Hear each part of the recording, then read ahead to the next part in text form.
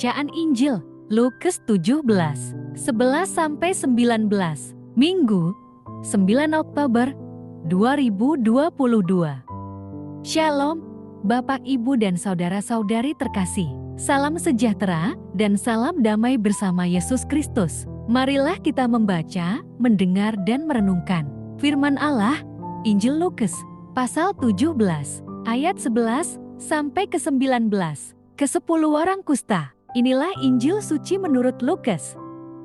Dalam perjalanannya ke Yerusalem, Yesus menyusur perbatasan Samaria dan Galilea. Ketika ia memasuki suatu desa, datanglah 10 orang kusta menemui dia. Mereka tinggal berdiri agak jauh dan berteriak, "Yesus, Guru, kasihanilah kami." Lalu ia memandang mereka dan berkata, "Pergilah, perlihatkanlah dirimu kepada imam-imam." Dan sementara mereka di tengah jalan, mereka menjadi tahir.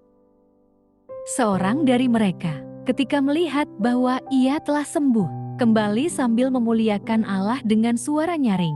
Lalu tersungkur di depan kaki Yesus dan mengucap syukur kepadanya.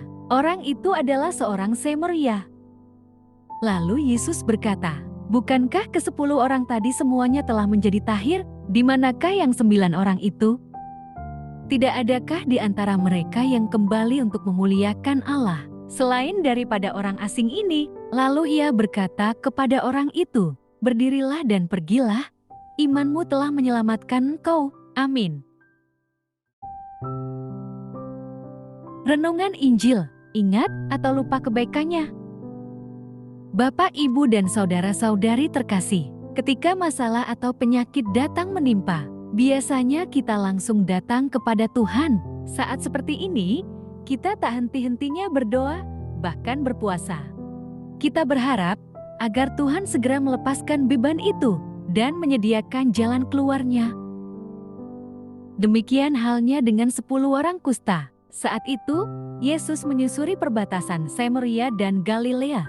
Ia baru masuk ke sebuah desa. Saat itulah mereka meminta belas kasih-Nya dan memohon kepada Yesus agar ditahirkan. Orang Yahudi menganggap penyakit kusta sebagai hukuman atas dosa tertentu dan mengucilkan penderitanya. Itulah sebabnya mereka hanya berteriak dari kejauhan, "Yesus, Guru, kasihanilah kami." Mereka tidak dapat mendekati Yesus karena hukum Ibrani melarang orang kusta mendekati siapapun. 10 orang kusta itu tidak langsung meminta Yesus memberi kesembuhan. Mereka hanya meminta belas kasih-Nya agar sudi melihat penderitaan mereka.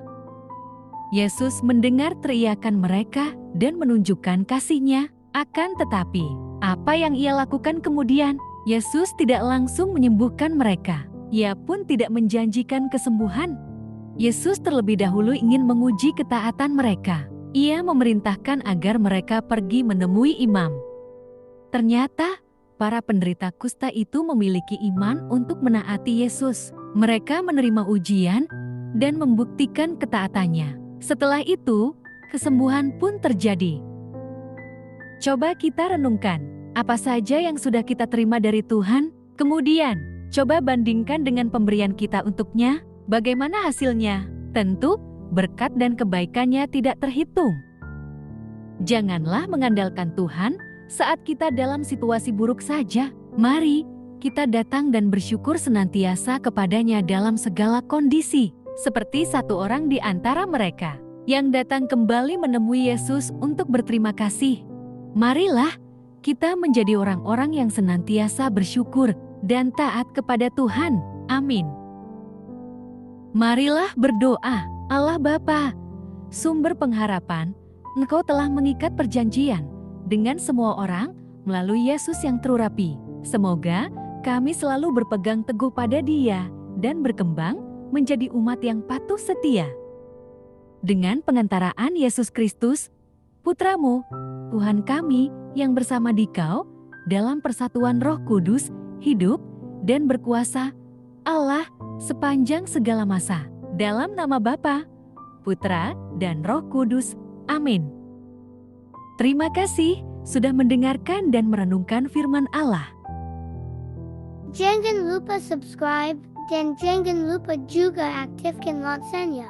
Terima kasih, Tuhan Yesus memberkati.